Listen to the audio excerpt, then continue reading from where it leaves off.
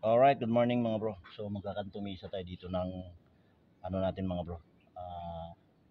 In flashing. So ito kasi hindi natin ipo 45 sa baba pa lang.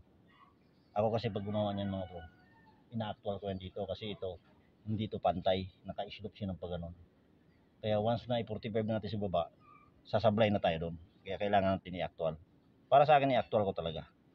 Alright mga bro, tingnan mo yun. Kantumisa na yan bro. Ayos, samahan niyo mga bro. Yan. O yan mga bro. In flashing installation tayo mga bro. So, yung portion na yan, kailangan natin i-actual yung kantumisa natin dyan mga bro. Alright mga bro, kasi yung roof natin, yung design ng roof natin is naka-slope. Hindi po siya kagaya ng 4 agwas na paikot po siya nakalibel. Kaya pwede po natin gawin ang 45 degree sa baba pa lang para hindi po tayo mahirapan. Pero sa mga ganyang nakadesign na streamline mga bro, yung roof natin, para sa akin, ina-actual ko talaga dyan mismo sa pinagkakabitan na yan mga bro. Alright mga bro, so ganyan po ako maglagay ng kantumisa sa mga ganyan mga bro. Ayan, lalo na kay streamline yan, dire-diretso kami dyan mga bro. So kung makapansin nyo mga bro, ayan, binabarina ko na siya, inandahan ko lang sa pagbarina kasi meron po tayo dyang tinitira, tinitirhan po natin ng pang kapitan ng rivets yan mga bro, para matibay yung pagkagawa natin mga bro. Alright mga bro, so ayan, kung makapansin nyo mga bro, tuloy-tuloy lang. Ayan, yan, dire-diretso lang kami dyan mga bro. So ayan, ganyan po kami magkantumisa mga bro.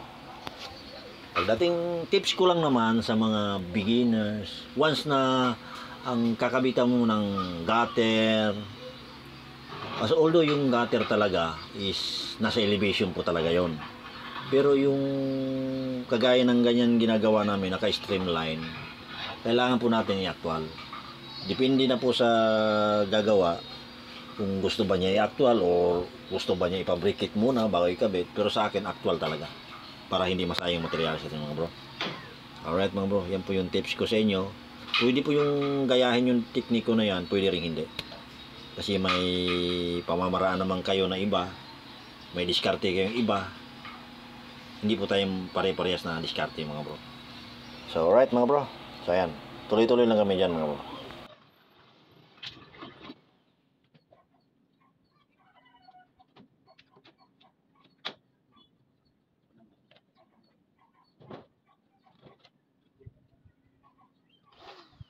Alright mga bro, so ganyan po kami magkantumisa dito mga bro.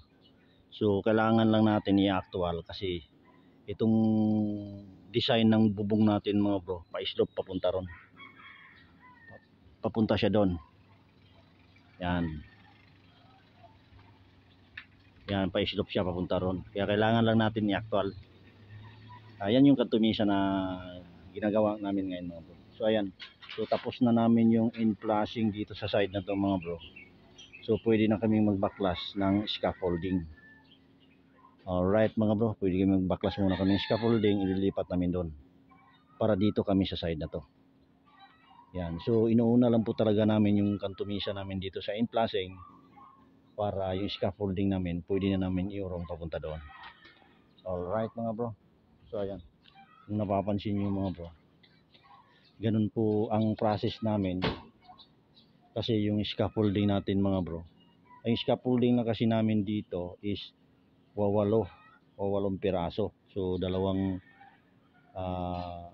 seat up lang siya ng dalawang patong.